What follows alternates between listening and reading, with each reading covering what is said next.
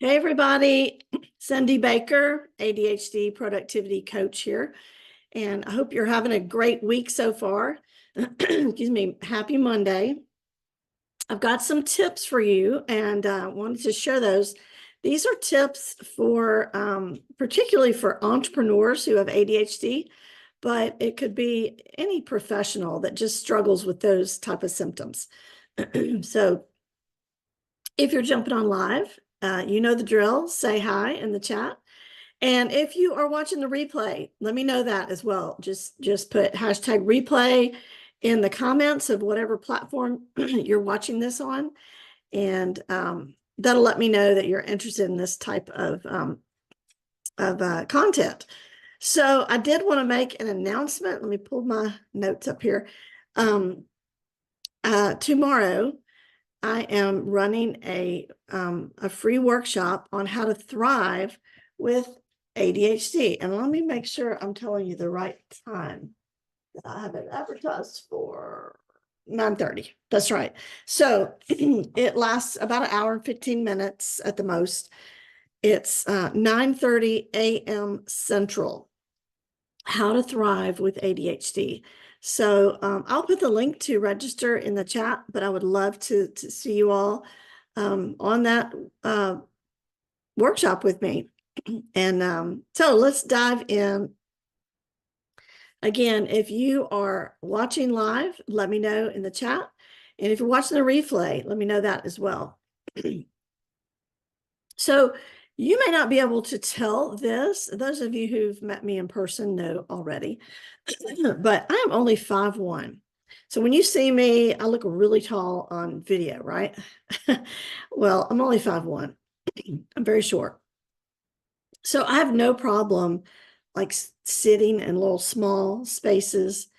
And I do get a little claustrophobic, so that's kind of a thing. But you know, if you've ever flown and gotten stuck like in the middle seat, right? You know, it just seems like, and this is not true, people have gotten larger, but it seems like the seats have gotten smaller.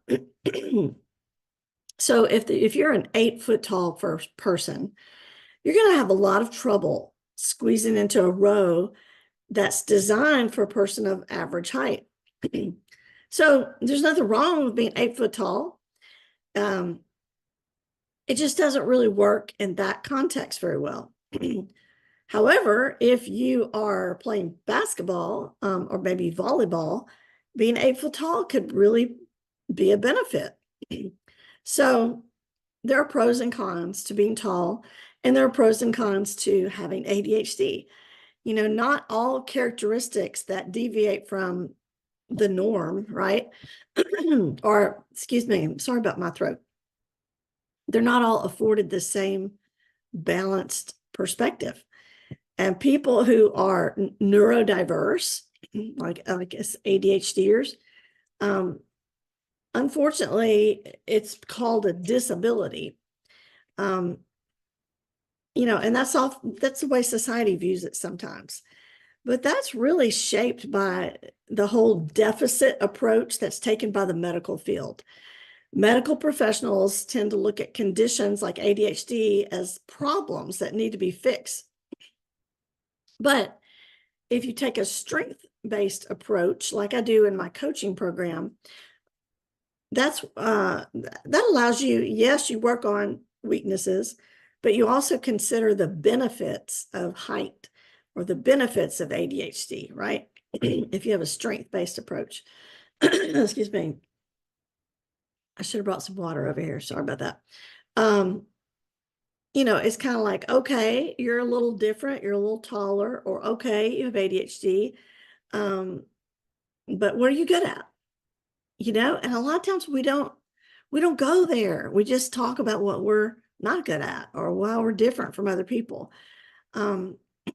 And so my coaching program, and that's not really what we're talking about tonight. We're not talking about my coaching program, but the philosophy that I take is a strength-based approach because I think that's so important.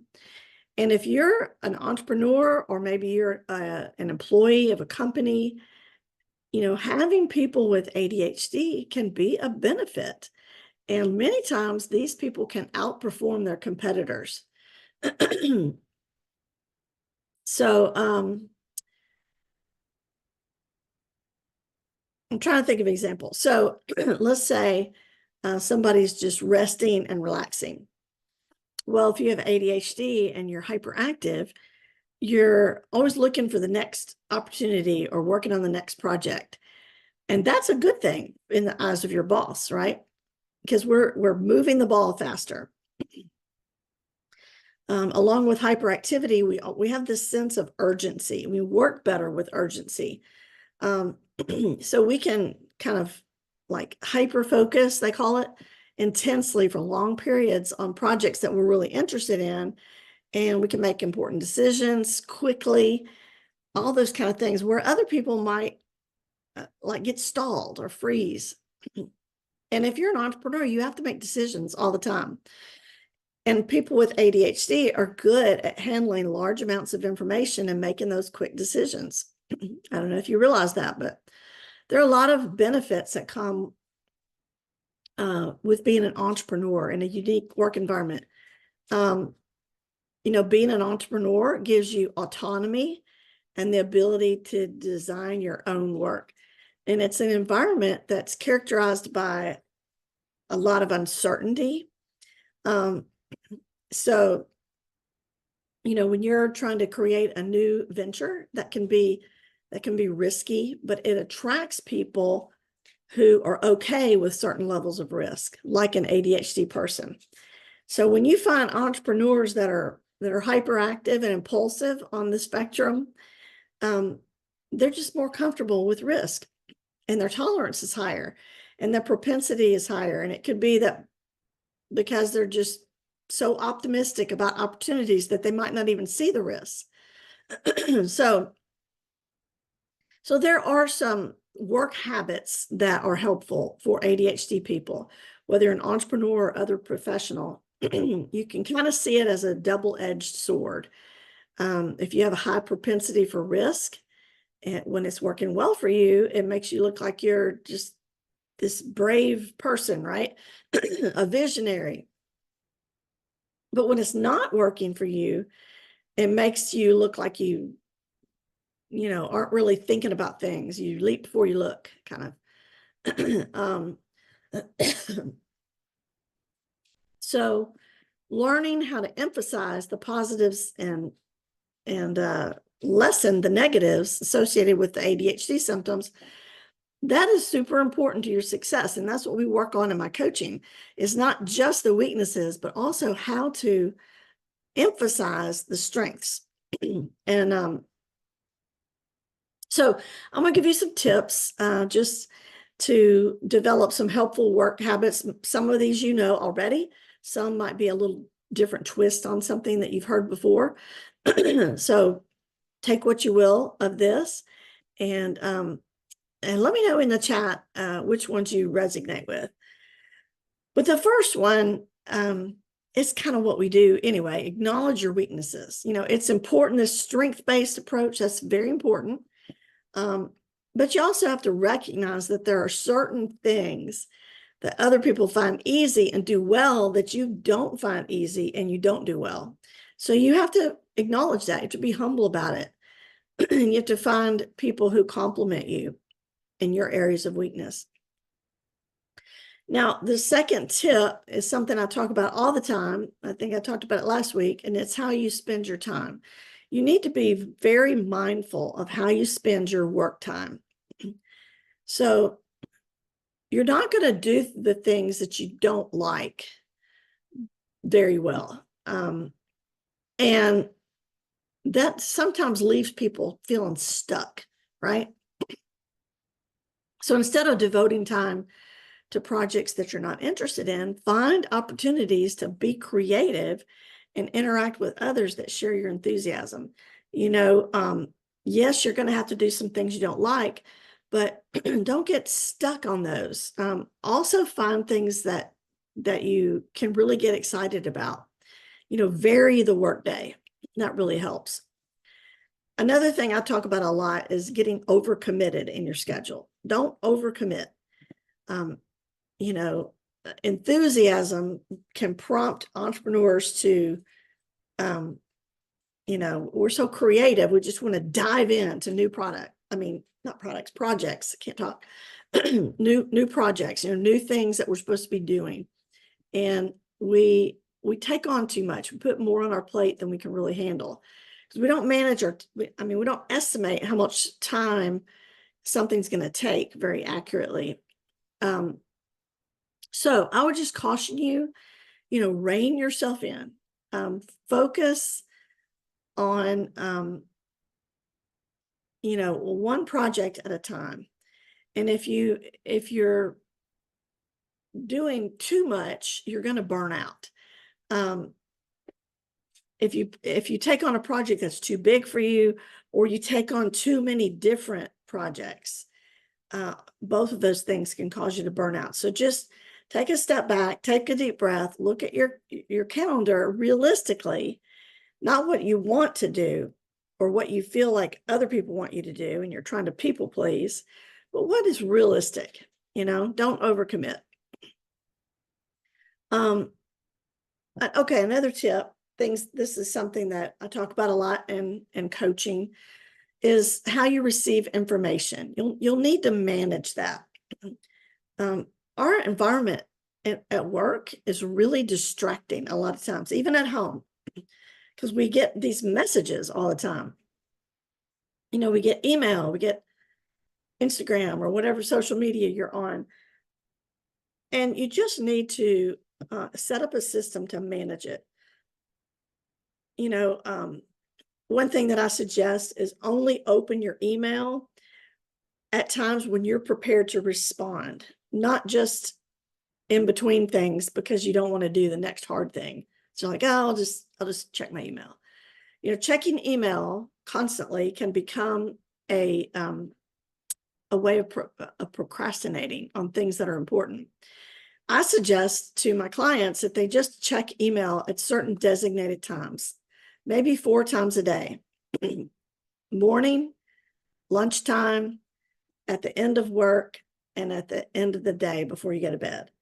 Now, you may have to vary that, but if you are answering email all day long, I can guarantee you that you are not being productive or as productive as you could be, because email can just eat up your time, right? That's just one example. Social media, we could have a whole training about that. But other than digital interruptions, just there are other ways that we're getting information, and you're going to need to figure out a way to manage that. So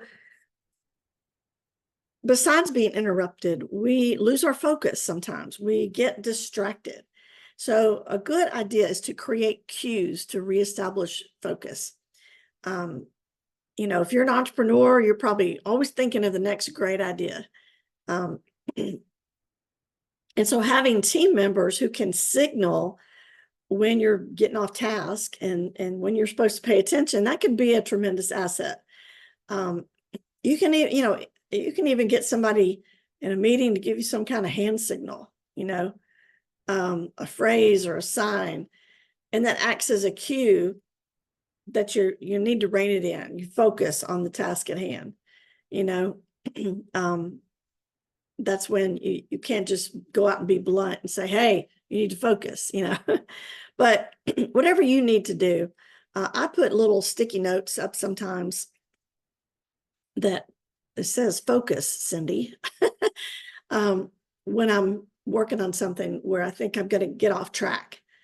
And when you are in meetings, you know, if it's in your control, you'll need to optimize the structure of those meetings so they're not a time suck, right? You know, you don't have to automatically sideline great ideas because you're working on one task. You know, you can bake a specific time into management meetings to talk through potential projects and determine whether they're worthy of investing your resources in. It's a good idea to have an agenda sent out ahead of time for a meeting with a proposed solution to an issue, and then have everybody brainstorm their solutions so that when you come together, people have already thought it through and they're not not wasting, but they're not taking up meeting time trying to think of a problem. They've already thought about it. That's a good tip as well. Now we hear, the phrase is overused. We hear the phrase self-care all the time. But it really is important if you have ADHD, because for some reason we just skip over this sometimes. We get so into doing something that we forget to take care of ourselves. And so it's really important to eat healthy, exercise, sleep regularly. I've started putting exercise into my week as when I can. I try to schedule things around it so that I'm exercising 6 days a week. And I take Sundays off. That doesn't always work. Sometimes I have things that are not regular occurrences that keep me from doing that. But physical health is important. Mental health is important as well. Just as important, or maybe even more. So, when you feel yourself spiraling in anxiety, take a deep breath. I always say, breathe in 4, breathe out 4, real slow. And think about your breathing. That's called mindfulness, when you just are mindful of the moment. Now, it's not any weird woo-woo stuff. It's just keeping your brain from spiraling. Instead of thinking about whatever you're anxious about, just step back. Like if the technology learning curve is getting overwhelming to you, take a step back, take some deep breaths, think about your breathing, because you can't think about 2 things at one time. If you're thinking about your breathing, you're not thinking about how anxious you're starting to feel with that you can't fix something technology related. I'm using that because that's one of my stresses. And then the other thing I think that's really helpful for your mental health is gratitude. Every morning, try this for a month and see if it doesn't make a difference. Get a journal, buy a cheap journal, and every morning write down 10 things you're thankful for, and try to make them different. Try to really be creative. Don't say the same thing every time. But it really helps to ground you. There's a lot more we can say about self-care, but kind of goes along with self-care, and that is to really prioritize important relationships.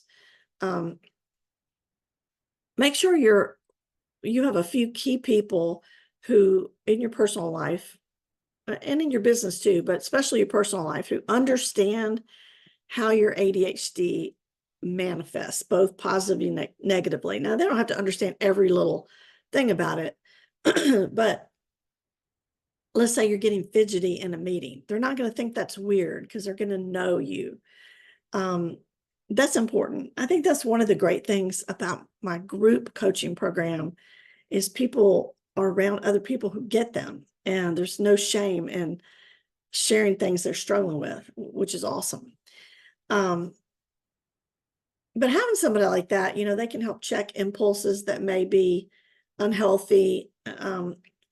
Maybe they bring to your attention ways that you're getting off track or doing some things that are kind of the ADHD negative traits that you might want to pay attention to and change.